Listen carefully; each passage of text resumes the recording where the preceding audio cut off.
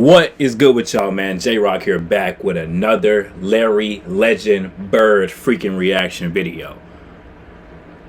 For this one, we got NBA legends explaining why Larry Bird was an absolute, complete freaking monster. Without further ado, let's get straight into it. Y'all subscribe, like if you're a new join this journey with me, and let's get it. He wasn't just great. He was built differently. Yeah. And that difference wasn't measured in inches or speed. It was measured in instinct, in calculation, and in the way he made the extraordinary look routine. Okay. He didn't need the... Yeah, this guy explaining it gotta be a huge Larry Bird fan. Like, I hear it all in his voice, like the level of intensity, the level of just complete focus and drive. I like it though. I like it. I like it. And that difference wasn't measured in inches or speed. It was measured in instinct, in calculation, and in the way he made the extraordinary look routine. For sure. He didn't need the crowd to erupt. He didn't need the cameras to be on him. He needed the ball, the moment, and an opponent foolish enough to think they had the upper hand. From the moment he stepped into the league in 1979, Bird commanded respect in a way few rookies ever have. Okay. And over the next 13 seasons, he built a legacy not just with numbers and accolades, moments so precise and surreal that they're still retold with disbelief decades later. Gotcha. But don't take our word for it. Listen to the ones who played against him, the ones who tried to stop him. Because if you want to know what Larry Bird was really like, the legends will tell you better than any stat sheet ever could. Let's do it. Even players who didn't face Bird directly, who came into the league after his retirement, speak about him with a kind of reverence. They've studied the tape. They've watched the plays, and they understand just how ahead of his time Larry really was. Baron Davis and Iman Shumpert, two modern-era players with high basketball IQs, broke it down in a podcast that went viral for one reason. It didn't sound like nostalgia. It sounded like the truth. Okay. In a 2024 episode of their show, Baron and Shump got real about what it would look like if Bird laced them up in the modern NBA. No hand-checking. More spacing. Rules tilted toward offense. They didn't play against Bird, but they've seen the film. They know the tempo. And they recognize how his skill set would only get deadlier in today's system. Like, are you kidding me? Larry Bird in this era? Are you kidding me? Yeah, for sure. That's what boy. I see it. I see it. No. Like as it was being brought up, I see it, and I see straight dominance. Like I see straight dominance, bro. I see it, bruh. I mean, because you got to think about it. In this NBA, you got a lot of foulers, bro. You're going to have people that's going to think they can just stop Larry Bird, and he going to find a way. First of all, he going to first adapt to the way this game of basketball is played. And then once he get the use of things, bro, oh, yeah, bro. It's going to be a freaking fiesta out there, man. He going to be making everybody look crazy. And I already know y'all new ages, y'all see people in the new age, like even like people in new age and in my generation, they gonna be like, man, Larry Bird would get locked up. Oh my God, no, he wouldn't, bro. He wouldn't. Cause the same stuff you saying now was the same thing they were saying about Larry Bird back then, and he still adapted and cooked everybody. How? And it starts. What you mean? How? Just the physical He's capability. 6'10", dude. That's a lot of 6'4". 6'10". Okay. That's a lot of that. That's all I'm saying. He birthed that. Don't get me wrong, he birthed it. I'm But just still, saying, we hadn't seen it Who's there. going to be matched up against Larry Bird? Carl Anthony Towns. come on now, That's a cooking, nightmare, man. cooking him, But bro. really- They gonna be cooking each other. What the freak, bro? Come on, bro. Don't make it seem like, bro. Don't make it seem like that, bruh. They gonna be cooking each other. You gotta realize that Larry's game wasn't even based on his physical capability. It was about him getting in a player's head. That's what majority of his game was, getting in their head and then taking them out mentally and then going crazy. You know what I'm saying? It wasn't even about the skill set level, like all that. It was him being able to, first of all, manipulate the mind, and then it's showing it on the floor. You know what I'm saying? Like it was, everything with Larry was based on how he went about it, based on his own mentality, and also with the way he played the game. But first, he go up here first. He go for up here. We didn't worry about it. It didn't matter what size you. This brother wanted brothers guarding him. Larry Bird wanted brothers guarding him. We're not about to forget that. He wanted brothers guarding him. The freak. So he ain't gonna be afraid of no deep man. No, man. Larry, bro, based on what I've seen, bro, he wasn't gonna be worried about defensive match, nothing. He wasn't gonna be worried about that. Because based on his mentality, he was gonna still get his buckets and beat Larry freaking Bird at the end of the day. Karl Malone has one of the most legendary Bird stories ever told. It's not just funny, it's surgical. Mm-hmm. He said, "I'm gonna get it right here. I'm gonna shoot from this corner. You know what I'm gonna do." Malone said it perfectly. I what he will do. Yeah. And I still can't stop it. Bird got the ball, just like he said, rose up, and hit the jumper from the exact spot. Mm-hmm. I remember sitting on the bench watching Kevin McHale and Larry Bird. And Larry Bird did something. To me, I'm still marveling at this. And he got so many people. It was a timeout. Yeah. And one of our teammates, Bart Kofold, had a camera. Right. He's taking pictures. So Larry Bird came over there and looked at our bench. And he said, 3-pointer. From right over here. So I'm sitting over there. Oh my God. And this is what I'm saying, bruh. But Larry's mentality was going to carry him in the league either way, bro. His mentality was going to get, bro, come on now. His mentality, his hustle, and his just, like, his freaking drive, man. Like, that brother drive was different. He telling brothers bench, hey, y'all, 3-pointer right there in that corner, right there. Right there in that corner. 3. All right? And then going about doing it. Really? Larry, boy. Looking like that Babe Ruth. Calling your shot already, right? Come on now. So Isaiah, I'm sitting there looking. He looked down at the floor. Hell, everybody looked down at the floor. He like he threw something. And he hit a 3. Wow. And I remember Kevin kind of looking over at the bench like this gonna be a long night. That was Bird. He didn't need flash to embarrass you, just a moment and a motive. Right. And it didn't matter who you were. Rookie or vet, all-star or bench guy. If you were on the floor, Bird had a target on you. Just ask Dominique Wilkins. In a playoff game, Wilkins approached Bird for a pre-game handshake. Bird kept his hands behind his back. He didn't say a word, just stared. Wilkins said, How the freak did he make he's that? just getting into the game. But then Bird gave him 38, still without speaking. And so I go shake his hand, and he put both hands behind his back. And I'm saying, okay, he getting his head ready to play. And first play of the game, he says, I don't know where they got you guarding me, Holmes. Yeah, and he shoots a 3.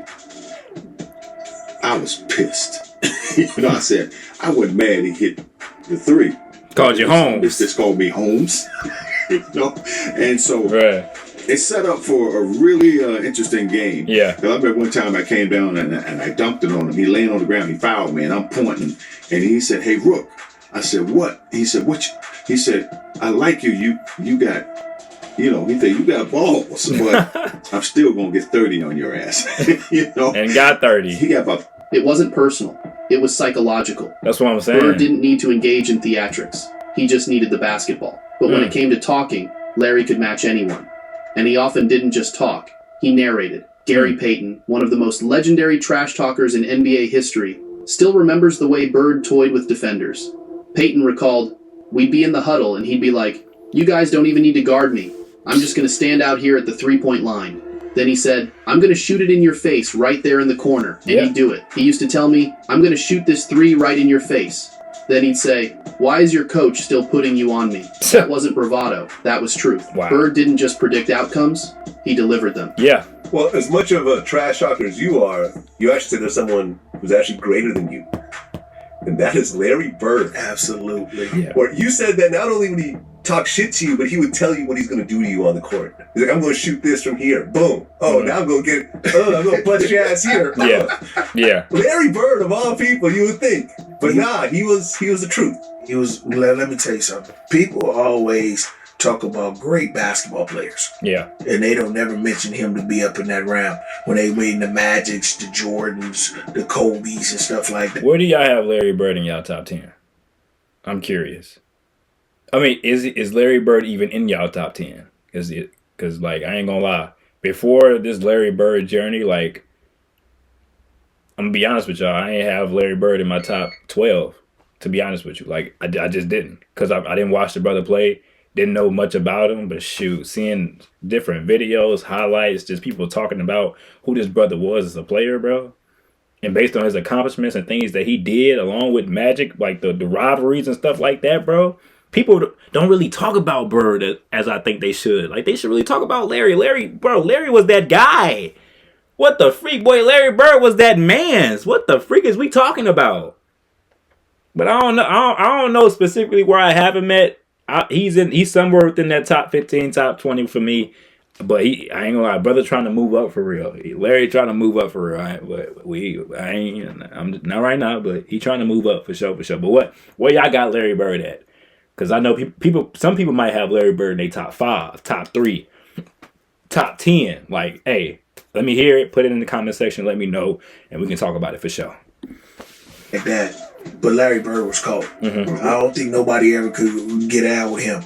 You ask Magic. That's why Magic had a run, and he was mad when he had to retire in '92 because of what he was going to be missing with Larry. Byron Scott remembers it too. In one game, Bird told him, "I'm going to get it right here, and I'm going to shoot it right in your face." Yeah. Scott didn't take it seriously.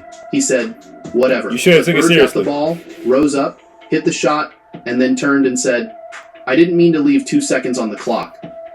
So we playing them in the last play.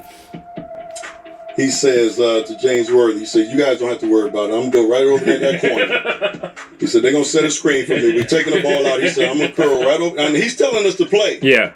He's telling us to play before they even take it out. He said, "I'm going to go right over to that corner and I'm going to catch it, and I'm going to shoot it, and I'm going to tie the game or win the game," whatever the case may be. Yeah. They take the ball out, and I think it was either Danny or DJ. the late, great DJ. Mm-hmm. Take the ball out, man curl right to the corner, caught the shot. Shot her. 3. And made it. Good shot, boy. Like, are you effing kidding me? Yeah. Go shake his hand. I'm a rookie. Doc Rivers is known today as a seasoned NBA coach, a former champion on the sideline, and one of the league's most respected voices. But before any of that, he was a player, a gritty, intelligent guard who had to go toe-to-toe with some of the toughest names in the league during the 1980s and 90s. And during that time, he experienced something unforgettable. He didn't just hear about Larry Bird's greatness in interviews or watch it on grainy film. He lived through it specifically, one of the most iconic scoring performances in NBA history. Rivers was on the court the night Bird dropped 60 points. And it wasn't the kind of performance that snuck up on anyone. From the opening minutes, Bird let everyone know exactly what was coming. Bro, the highlights they be showing me while they be talking just be so like I didn't see that in the mixtape I reacted to. Like I didn't see that in the other video I reacted like seeing like stuff like I'd never seen from Bird. And I've seen a lot of highlights already, and they're gonna show them crazy highlights in a video like this. I'm sorry, I just had to pause. I just got to run it back just a second because the brother is cooking. He cooking. I love videos like this because you get everything with this. The stories, the highlights, etc. This is awesome. Rivers was on the court the night Bird dropped 60 points. And it wasn't the kind of performance that snuck up on anyone. Yeah. From the opening minutes, Bird let everyone know exactly what was coming. Not just that he was going to score, but how. Yeah. Before each shot, he called his move, told defenders what spot he was getting to, and then executed it to perfection. There were no tricks, no surprises, just pure dominance from start to finish. Yeah. Rivers saw it all unfold in real time, and it left an impression that still resonates decades later. Because when a player doesn't just torch your team, but tells you exactly how he's going to do it and still can't be stopped. You remember? Do you remember? Well, you had the Bird night. I had the Bird night. That was a tough night, man. The biggest argument that night is, well, you only scored 6 on me. But nobody was guarding Bird, were they? Well, we were trying. You were trying to. But so was when a trying. guy is literally coming up the court, calling his shots. And Bird talked a lot of trash. And that's in New Orleans. That's in New Orleans. In that game, we're on the free throw line. And he literally says, left side, across the 3. Come on, you're bro. listening to him. That's a tough feeling. Come on, bro. But, okay, so you guys got, Antoine Carr and Cliff Levingston got fined by Fratello, I think. And Eddie Johnson for celebrating. Celebrating Bird. Yeah, it was the best film session. Every time when I see Mike, we still laugh. God, it was the greatest film session ever. Crazy. Because back then you didn't have, you watched the real game. Yeah. And just when with a video, and Mike rewound the celebration 20 times. He just kept not the shot. He just kept rewinding it, showing the guys. You remember they're giving each other high five. And then somebody falls off the bench. Yeah, that was too. Eddie Couldn't Johnson. believe it. Yeah, that was Eddie The brother Johnson. couldn't believe he Johnson made the falling off shot. the bench in laughter. They falling off the bench. and Look at Tony him. Garn He all off the gives each other a bench, high five. and he on the opposing team cheering like that for Larry Bird, the opponent. You cheering like that for the opponent, boy. That's how tough Larry was. I'm telling you, bro. Based on what I've learned, bro. See, when I first seen that, I mind blown. When I first seen it. When I seen the mixtape, it was freaking insane. I'm seeing these guys literally like cheer on, like they couldn't believe what Larry just did, and they had the nerve to cheer. Boy, if I'm the coach, boy, they might have to get cut. They might have to get off the team. Boy, y'all cheering for the opponent. Boy, if I was the coach, I'll be livid. I'll be livid. Film session was 20 minutes. I would be livid. No So cap. it wasn't somebody not playing good defense on Bird. It was you guys he just- celebrating Larry And Bird. Fratello wouldn't let it go. He just kept rewinding. And it was. That's crazy. I think Bird went by the bench one time too. He fell in the bench. Oh, yeah, he did. And he called that one. That was the one where he fell in it. He literally said, off the glass into the trainer. And so. Red Auerbach wasn't just a coach. He was the architect of the Boston Celtics dynasty. Okay. A man who built champions across multiple decades. Gotcha. And who set the gold standard for what excellence looked like in professional basketball. Mm-hmm. By the time Larry Bird entered the league, Auerbach had already coached and mentored legends. Okay. He had seen Russell dominate the paint, Havlicek run the break, and Cousy dazzle with his handles. So when Auerbach spoke about a player, it carried the weight of experience, legacy, and credibility. Nice. And what he said about Larry Bird was simple but revealing. Bird didn't need motivation. He didn't need a push from a coach, a rival, or the crowd. He came ready every single night. With Bird, there was never a question about effort or focus. Okay. He approached each game like it was a final exam and prepared to pass it with precision. To Red, Bird wasn't just consistent, he was relentless. And coming from a man who had coached more Hall of Famers than most people can name, that kind of praise wasn't handed out lightly.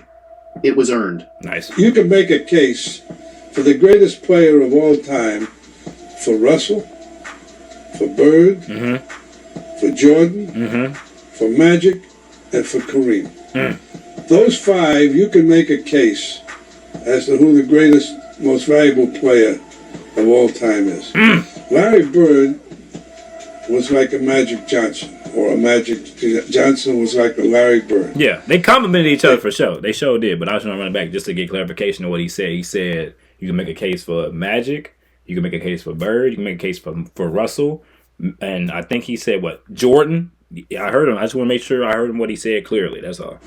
For Jordan, for Magic, Bird, and for Kareem. And Kareem, okay. Those five, you can make a case as to who the greatest, most valuable player of all time is. Larry Bird was like a Magic Johnson, or a Magic Johnson was like a Larry Bird. They try to add something new every year. Yeah. They work harder than the rest of them. When practice is over, you can see Larry Bird out there every day, shooting for another 20 minutes, another half hour. If he didn't get enough running, he'd do some laps. He would just work hard. But above all, he was the most highly self-motivated athlete I ever was connected with. Larry Bird was. Yeah. Forget the fact that he plays hurt. I saw him one day with a foot that if it was me, I'd be in bed. Right. It was all shiny and infected. He had the doctor come in, cut it, put a bandage on, he went out and played. Unbelievable. He didn't have to play. But that's how those great ones are. In just 13 seasons, Bird accomplished... I'm telling you, bro. And shoot, I ain't gonna lie, like, when you think about the greatest of all time, like, when you name them five people, it's like, I know people don't like add in like playing hurt, but at the same time, that's an indication of you giving it your all. Like, that's different. That's different. That's different right there. because it shows that you're giving it your all towards the sport, towards the game, and it's like kind of like your work ethic. Like it shows your work ethic. It shows how willing you are to still want to go out there and play basketball. It shows how much you love the game of basketball. You know what I'm saying? So that's major right there. More than most players could dream of in 20. He was a 3-time NBA champion. He won 3 consecutive MVPs from 1984 to 1986. Tough. He was named to 12 All-Star teams. Okay, so he got 3 MVPs, 12 All-Star appearances. How many rings does he have? Hold on. Let's really dive into these accolades for real. Hold on. He was a 3-time NBA champion. Oh, 3-time He NBA won champion. 3 consecutive MVPs from 1984 to 1986. 3 chips, 3 MVPs. He was named to 12 All-Star 12 teams. All-Stars. He won Rookie of the Year, 2 Finals MVPs, and earned a spot on both the NBA's 50th and 75th anniversary teams.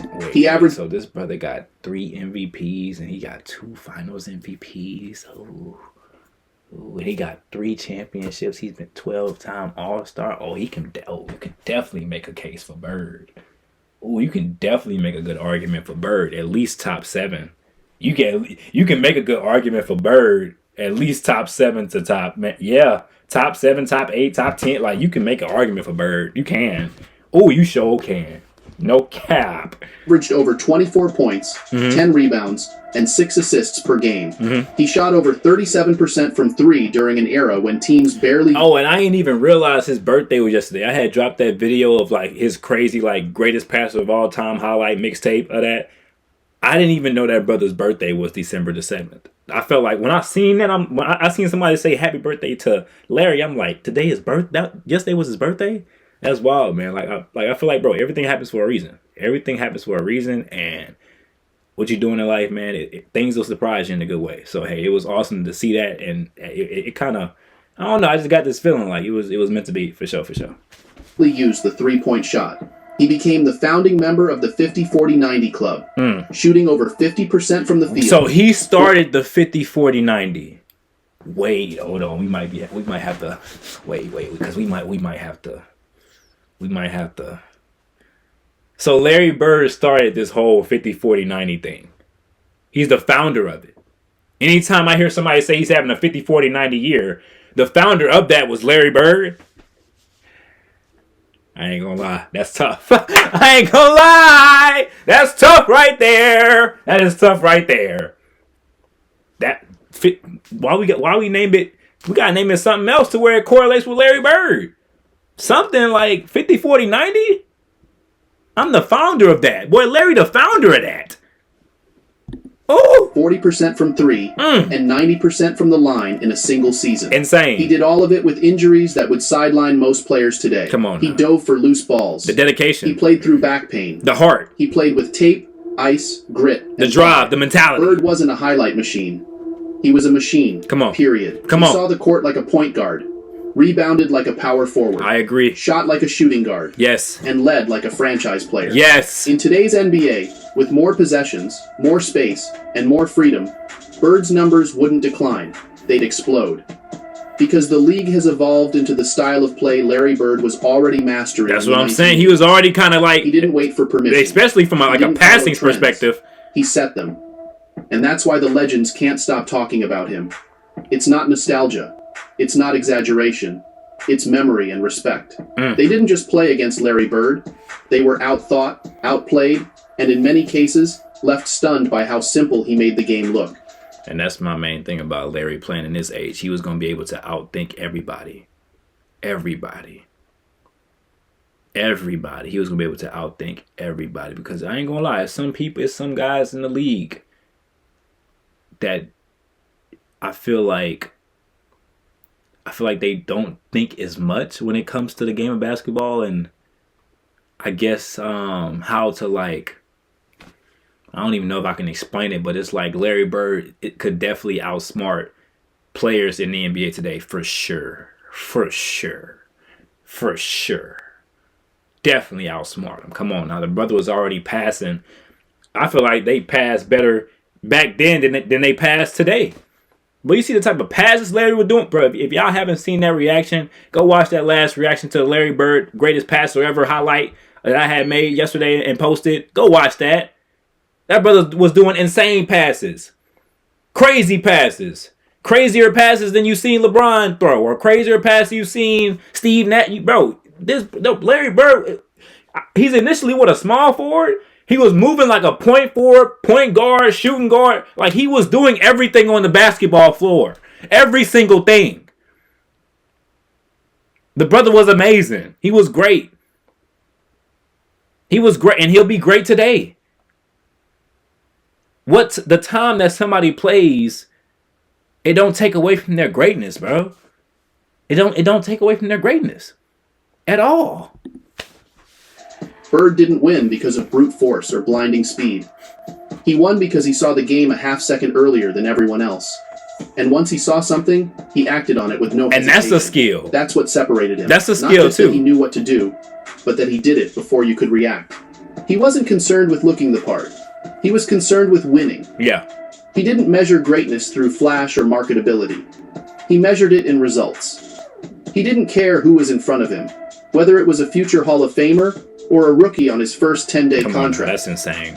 He approached every game the same way, with an edge, a plan, and a relentless drive to prove that basketball wasn't about who jumped the highest or talked the loudest. It was about who understood the game best. Thank you. And more often than not, that was Larry. Thank you. Each story you hear, whether it's Baron Davis talking about how Bird would thrive in today's game, or Gary Payton shaking his head in disbelief at Bird's in-game predictions, comes from a place of deep, almost reverent respect. These aren't just compliments. They're admissions. Because even among the greatest to ever play the game, Bird left an impression that time hasn't erased. Yeah. The stories may vary in detail, but they all land in the same place. He wasn't like the others. He thought faster, played smarter, and competed harder than almost anyone the league has ever seen. So when players across generations, from the 1980s to today, tell you that Larry Bird was different, you don't question it. You listen. Because the ones who truly know basketball speak his name with clarity. Yeah. Not just as one of the best of his time, but as someone who transcended time itself. Larry Bird wasn't built to fit a moment. He was built to define one. And that's why, no matter how the game changes or how eras shift, the truth remains. Larry Bird is on a different level. Sheesh. Well, when you put it like that, fella, I'm a show learn. I'm a show. I ain't gonna never question him. I'm gonna look into to learn more about it, and that's what I've been doing with Larry Bird. And that brother was a freaking dog. Larry was a dog. He was a dog. No cap.